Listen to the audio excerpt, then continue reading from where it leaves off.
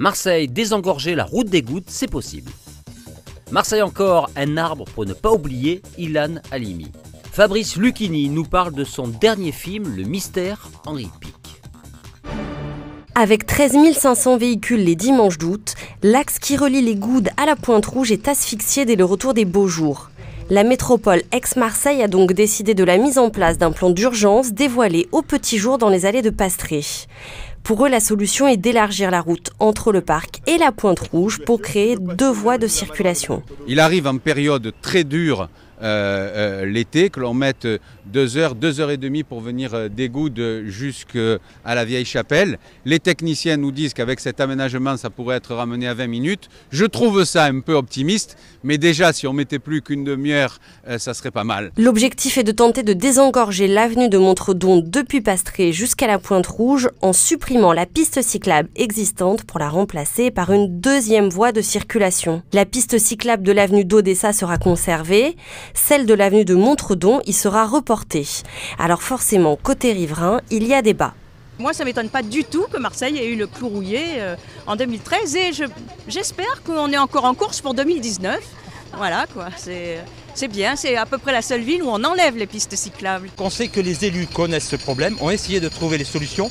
Malheureusement, pour quelques intérêts particuliers de personnes qui ont voulu préserver leur tranquillité ou quoi que ce soit, on n'a pas pu avancer. Donc maintenant, il y a un consensus quand même de tous les comités d'intérêt de quartier et on est arrivé à un projet qui est une bonne chose pour le quartier. Je pense que ça va apporter des solutions. La métropole évoque aussi le renforcement des transports en commun et celui des navettes maritimes en période estivale entre la Pointe-Rouge et les Goudes. La présidente se veut plus prudente. La difficulté, ce sont les conditions météorologiques de la rade où il y a énormément de vent. Bus, nous avons aussi une saturation du système l'été. Donc je crois qu'il faut d'abord fluidifier la circulation pour d'abord après essayer de trouver une solution pour les bus et transports en commun. Mairie et métropole le promettent. Les travaux débutés ce matin seront terminés d'ici 2 mois pour le début de la saison estivale. Je formule le vœu que cet arbre grandisse, qu'il fasse des bourgeons, des fleurs, des fruits, des graines qui donneront à l'entour de nombreux arbres. Ce matin, un arbre a été planté dans les jardins de la mairie de Bagatelle. Un chêne contre l'antisémitisme et le racisme à la mémoire d'Ilan Halimi, ce jeune d'origine juive, sauvagement torturé et assassiné en 2006. Alors Ilan veut dire en hébreu l'arbre et plus précisément le chêne. Donc c'est un symbole qui est grand, c'est un symbole assez extraordinaire dans le sens où on a replanté l'arbre qui était Ilan à l'origine, avant qu'il parte dans l'au-delà. Et si vous voulez, dans la tradition juive, il y a une fête qui s'appelle Tou Bishvat, qui a lieu le 15 du mois de Shvat, qui est la fin du fait de puiser des arbres de racines, de puiser l'eau du sol, mais de vivre de leur propre sève. Donc je crois que la symbolique est assez forte. Ces barbares-là, ces sauvages-là, ils ne gagneront jamais, ils arracheront un arbre, mais nous en planterons 100. Et l'humanité l'emportera toujours sur la barbarie. Et au-delà de ce cri, de cette colère, de cet hommage, c'est aussi un appel au gouvernement pour qu'on prenne des mesures concrètes pour lutter contre l'antisémitisme et punir les antisémites. Les dernières heures d'une histoire d'amour de l'énigmatique Henri Pic. L'acteur autodidacte Fabrice Lucchini revient le 6 mars prochain dans nos salles obscures. Cette fois-ci, c'est au roman Le Mystère Henri Pic, adapté au cinéma par Rémi Besançon, qu'il s'attaque. De passage à Aix-en-Provence, il nous confie son sentiment à la première lecture du scénario.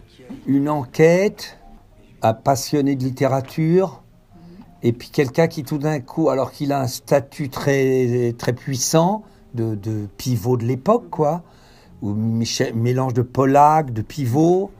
Il a tout d'un coup une recrudescence adolescente, quasiment adolescente, qui fait qu'il ne pense pas que c'est le pizzaiolo breton qui a écrit ce chef-d'œuvre. Et à partir de là, il veut la vérité.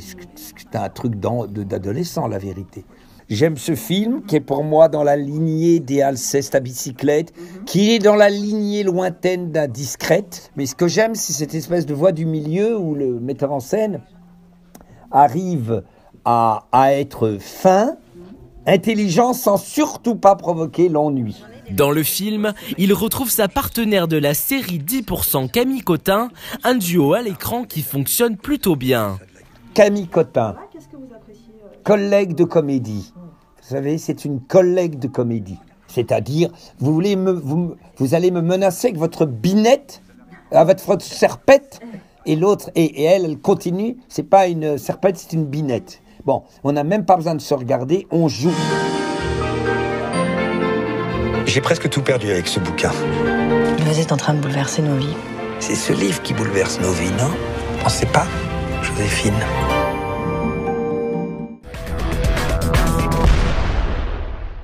Demain matin, le ciel de Provence sera couvert avec de nombreux nuages et de fortes rafales de vent, excepté sur l'île de Beauté où le soleil brillera. L'après-midi, le ciel restera couvert avec des précipitations vers Toulon. Côté température, le matin il va faire frais avec -4 à Digne, -1 à Manosque et 5 à Marseille et Aix-en-Provence. Mais l'après-midi, le temps remonte avec 18 à Ajaccio et Avignon et 17 à Arles et à Marseille. Mercredi 6 mars, nous fêterons les Saint-Cendres.